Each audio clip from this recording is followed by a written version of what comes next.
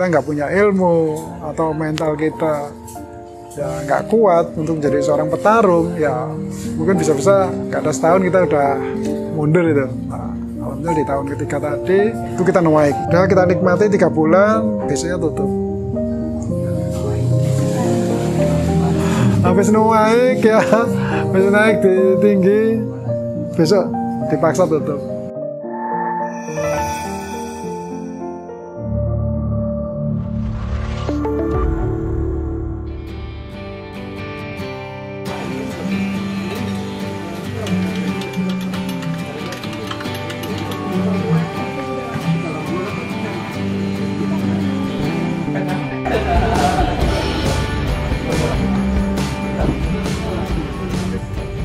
Udah kita nikmati 3 bulan, biasanya tutup. Habis naik ya, habis naik di tinggi, besok dipaksa tutup. Covid, kita harus lockdown. Saat itu kita belum tahu kapan, terus bagaimana nasib kita. Stres ya, jadi emosional kita itu naik turun. Cuman pas kebetulan puasa kan, stok saya itu cukup banyak. Jadi untuk stok selama sebulan itu cukup banyak sebenarnya. Planning kita itu untuk persiapan sama puasa dan hari raya. Emosional kita naik turun. Kenapa? Kita nggak tahu harus ngapain. Akhirnya pagi itu biasanya saya down. Tapi begitu jam 3, pokoknya saya harus tetap buka. Nggak tahu ada tamu nggak, pokoknya harus buka. Wah, akhirnya di limit time tadi saya buka. Di Instagram saya ajar, saya buka, kita buka, Kopi Oman tetap buka. Terus kita buka juga, kita bisa DO. Cuman dari customer, Om, kita pengennya itu ngopi di tempat. Tamu biasanya yang di awal-awal Covid ya, kan kita kena lockdown ya. Jadi kita seperti orang putus asa, kita nggak tahu besok bagaimana. Habis punya pendapatan, kita punya tim udah 12 orang. Ya teman-teman di awal itu kita istirahat dulu kan. Saya belum tahu sampai kapan, kita istirahat dulu ya, saya mohon maaf ke teman-teman, teman-teman istirahat dulu selama bulan puasa. Nah, kebetulan dari 1 hari tadi kita naik turun emosi ya. Nah, terus karena stok saya cukup banyak, yang saya lakukan adalah apa yang bisa saya lakukan ya, apa yang bisa saya bagi ya. Nah, menjelang mau buka puasa, saya bikin takjil. Dengan stok banyak tadi saya bikin takjil, kita ngasih ke masjid. Jadi akhirnya tiap hari itu saya kasih ke masjid. Dengan tamu seadanya, kadang-kadang cuma 3 orang, 4 orang, 5 orang. Nah itu tetap, saya harus tetap semangat. Saya punya pikiran saat itu juga, saya mau ngejar duit atau ngejar branding ya. Kalau saya ngejar uang buat pendapatan saya, menutup operasional, saya bisa jual di jalan-jalan buat jual takjil tadi. Kok eman ya, kalau Kopi Oman ini kita jualan di pinggir jalan. Yaudah, kita sondingkan, kita tetap buka itu tadi. Alhamdulillah ya, sebenarnya mereka banyak yang mau buka puasa dan sebagainya, cuman karena dengan kebijakan pemerintah yang kita tidak boleh buka berkumpul massa, ya udah mungkin hanya datang 4, maksimal 10 orang. Terus selama puasa tadi kita berbagi, terus kalau malam kita pun belajar kita belajar ke YouTube, memotivasi diri kita bagaimana sih agar kita bisa bertahan di tengah pandemi ini. Dari situ yang kita dapatkan adalah bagaimana apapun yang kita lakukan, yang penting kita ikhtiar, dan terakhir adalah kita serahkan semua kepadanya kuasa. Nah disitulah kita termotivasi. Banyak teman-teman juga sharing-sharing, gimana? Wah, dengan sharing-sharing dengan teman-teman tadi yang merasakan hal yang sama, itu membuat semangat kita menjadi kuat. Akhirnya, oh ya, bukan saya aja ya, semua sama itu. Dan kita lihat yang di kota-kota mereka bisa kolaps karena diterpa pandemi ini. Syukurnya adalah modal kita adalah bukan modal hutang. Tuh, misalnya saya ini modal hutang, terus tempat nyewa, waduh ampun deh, nggak tahu. Nah setelah berjalan 1 bulan, ternyata nggak tahu, meskipun nggak banyak tamu tadi, operasional, buat menutup operasional kita itu semua tercover. Alhamdulillah di situ. Jadi saya nggak nyangka, ternyata kita bisa menutup biaya operasional. Setelah 1 bulan, akhirnya dibuka lockdown tadi, ada sesuatu yang luar biasa, rezeki dari Allah. Tiba-tiba kafe kita itu seperti air bah. Tamu itu rame jam 3 itu bisa full semua. Ngeri tuh. Jadi saya yang ngebar, terus istri saya yang masak. Jadi saya hanya berdua. Akhirnya saya panggil tim saya lagi, teman-teman, saya panggil satu persatu. Ayo masuk. Besoknya saya panggil lagi satu lagi. Besoknya saya panggil satu lagi. Nah, akhirnya ya, di situ teman-teman satu persatu mulai masuk kembali. Dalam 1 minggu, alhamdulillah sudah hampir balik semuanya. Cuman kita punya kebijakan baru lagi, karena habis pandemi tadi kita punya kebijakan buat teman-teman, kita bikin SOP baru lagi. Karena ya tadi, bagaimana cara kita bertahan sih di tengah pandemi? Jadi yang kita cari adalah orang-orang yang mau belajar dan mau menambah terus, mau menambah pengetahuan atau istilah kerennya itu add value. Nah, seperti itu. Alhamdulillah kita melalui badai tadi, dan alhamdulillah juga banyak sih penawaran relasi mau bekerja sama dengan kita. Seperti itu.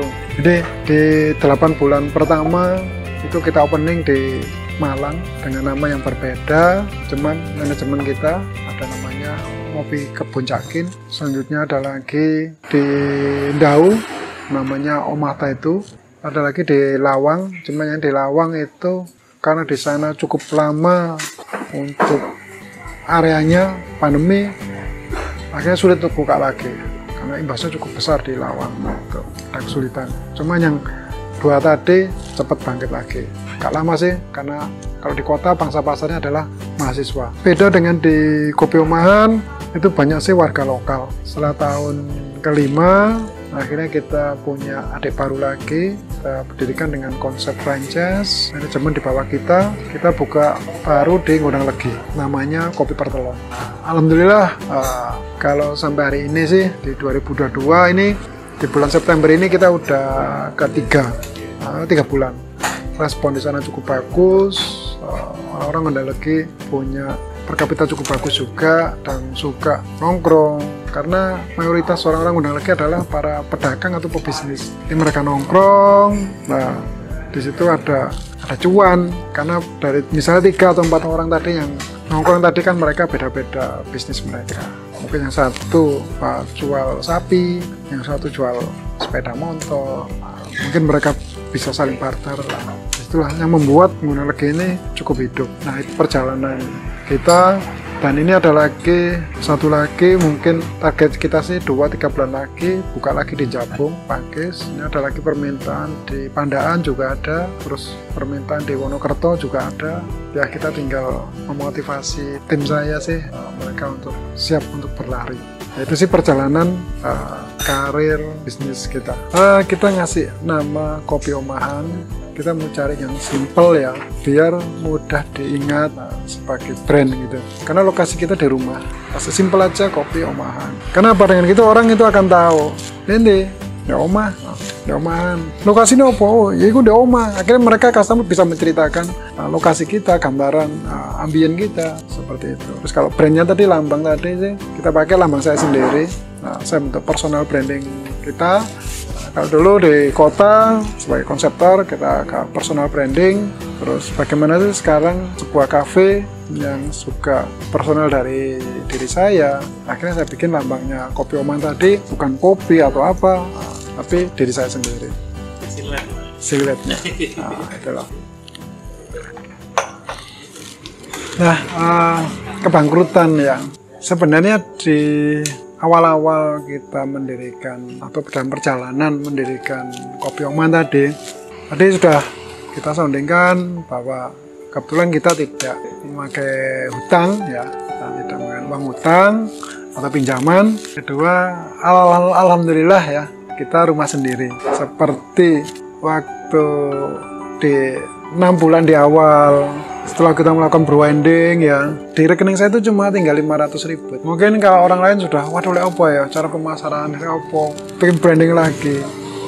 Jadi, tetap kita tuh punya semangat, bagaimana kita bisa menaikkan omset kita, inovasi baru lagi. Terus kita memberikan sebuah kepercayaan ke relasi. Jadi kita harus punya integritas yang bagus.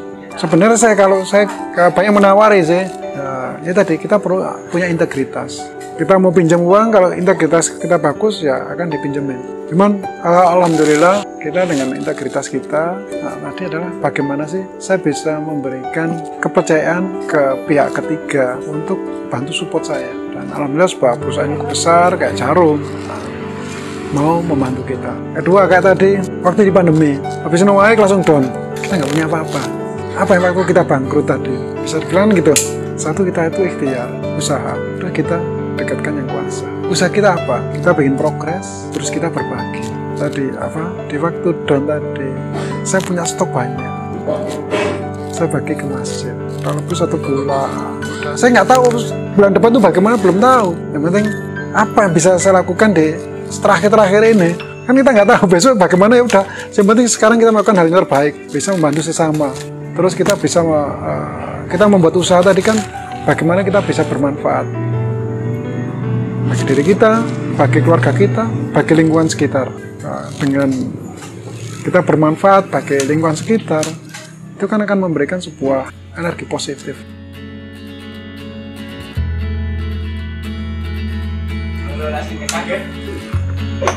Bicara kelebihan kita dengan pesaing kita ya. Jadi satu keuntungan kita adalah kita menjadi pelopor, terus kita menjadi trendsetter.